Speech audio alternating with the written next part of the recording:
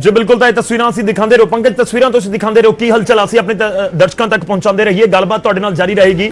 मैं समझण की भी कोशिश करांगा कि आखिर जो बस दे विच तुसीं गलबात कीती है तो बॉडी लैंग्वेज किहो जी सी।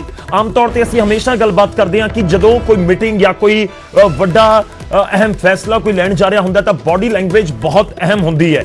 ਅਸੀਂ देखिए कि किस तरीके नाल निकले ने खेतीबाड़ी मंत्री नरेंद्र सिंह तोमर, उन्हां दे नाल सोम प्रकाश भी बैठे हुए सन। कार दे विच उन्हां दा काफला निकलिया थोड़ी देर पहला, जिवें तुसीं जानकारी दित्ती है कि वो अंदर ही दाखल होए ने। तो मीटिंग कितनी लंबी चलती है तो खास ये भी है कि जेकर अमित शाह ते राजनाथ सिंह उत्थे मौजूद नहीं होंदे तो फिर इस मीटिंग दे अगे जिहड़ा किसानां दा रुख है वो किहो जिहा रहिंदा है। मैं पंकज दा एक बार फिर तो रुख करांगा, पर पहला तुसीं तस्वीरां देख लो। पंकज, तस्वीरां जरूर दिखाते रहो। मीडिया का जमावड़ा इस समय लग्या होया नजर आ रहा है,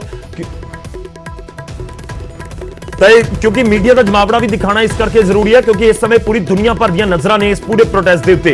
पर इस समय की बड़ी खबर तुहाडी टीवी स्क्रीन के उत्ते विज्ञान भवन दे विच शुरू हो चुकी है मीटिंग। किसान जथेबंदियां ते केंद्र के मंत्रियों के विचाले केंद्रीय राज मंत्री सोम प्रकाश शामिल होए ने। इस दे विच जो पंजाब दे नाल संबंध रखते हैं, हुशियारपुर तो जित के पहुंचे ने लोक सभा 35 किसान जथेबंदियां के आगू इस मीटिंग के विच शामिल ने। यह भी तुहानूं दस दईए कि केंद्र के नाल किसान जथेबंदियां की जिहड़ी गलबात है उसका आगाज हो चुका है।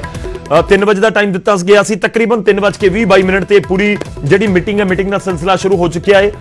हुण तक जो साडे कोल जानकारी है, इस मीटिंग दे विच खेतीबाड़ी मंत्री नरेंद्र सिंह तोमर, रेल मंत्री पीयूष गोयल ते उस तो बाद जे असीं गल करिए तां सोम प्रकाश केंद्रीय राज मंत्री ने, वो तिन्ने आगू जिहड़े हैगे ने केंद्रीय वजारत का हिस्सा ने, उन्हां दे वल्लों इस मीटिंग दे विच गलबात किसानां दे नाल कीती जावेगी, कीती जा रही है। तो केंद्रीय राज मंत्री सोम प्रकाश भी शामिल ने। हर एक अपडेट इसी तरह फुल स्क्रीन तुहानूं दिखावांगे, हर एक अपडेट जानकारी तुहाडे तक पहुंचावांगे बिना कमर्शियल ब्रेक तो। कोई अज ब्रेक नहीं लेनी असीं, अज गल किसानां दी है, पंजाब दी है, पंजाब दे लोकां दी है जो गए हुए ने दिल्ली। ਲੱਖਾਂ ਦੀ ਤਾਦਾਦ ਦੇ ਵਿੱਚ ट्रैक्टर ट्रालियां ਦਾ ਵੱਡਾ ਹਜੂਮ कई किलोमीटर तक बैठे हुए ने ठंड के मौसम ਦੇ ਵਿੱਚ। जिम्मेवारी साडी भी है न्यूज़ 18 ਦੀ कि ਤੁਹਾਡੇ तक हर एक जानकारी पहुंचाइए। इस समय सरकार की कह रही है, इस समय किसान जथेबंदियां की कह रही ने, इस समय पूरा माहौल की है। विज्ञान भवन दे विच किस माहौल दे विच गलबात शुरू होएगी या किस माहौल दे विच उत्थे गलबात इस समय जारी है। पंकज एक बार फिर तो रुक। पंकज, मैं 2 चीज़ां जाननियां चाहुंदा। पहली, बॉडी लैंग्वेज। तुसीं तकरीबन 1 घंटे का सफर किसानां दे नाल बस दे विच सवार होके किता है, बॉर्डर तो लैके विज्ञान भवन पहुंचे। दूजा सवाल, खेतीबाड़ी मंत्री, रेल मंत्री या फिर सोम प्रकाश उत्थे मौजूद ने, किसानां दे नाल गलबात हुई सी कि जेकर अमित शाह नहीं पहुंचते या राजनाथ सिंह नहीं पहुंचते तो फिर की उन्हां दा रुख की रह सकता है। पंकज, बिल्कुल इस वेले मीटिंग जी शुरू हो चुकी है। जो जानकारी मिल रही है कि मीटिंग इस वेले शुरू हो चुकी है, सब तो पहला जानकारी दे रहे हैं।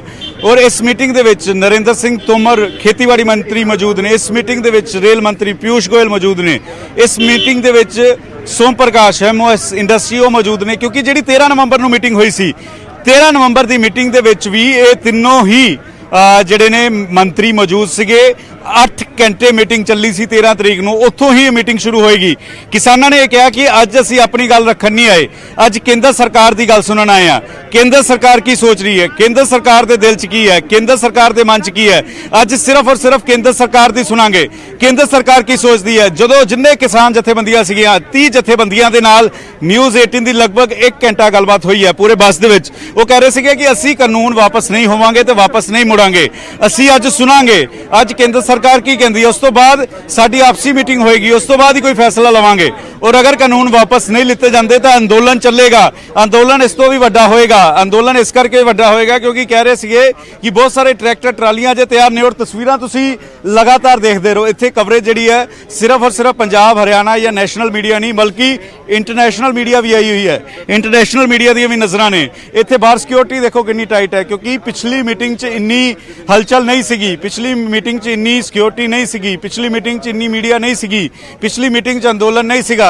जदों अंदोलन वधिया, जदों तलखी वधी, जदों दिल्ली के बॉर्डर ते लखां किसान पहुंच गए ट्रैक्टर लैके, तां ये हलचल ये तस्वीरां तुहाडे तक पहुंचा रहे हैं कि इस वेले हलचल किवें दी है विज्ञान भवन के बाहर, इस वेले हालात किहो जिहे विज्ञान भवन के बाहर। क्योंकि इस वेले दी सब तो वड्डी खबर न्यूज़ 18 पहुंचा रहा है। मीटिंग शुरू हो चुकी है।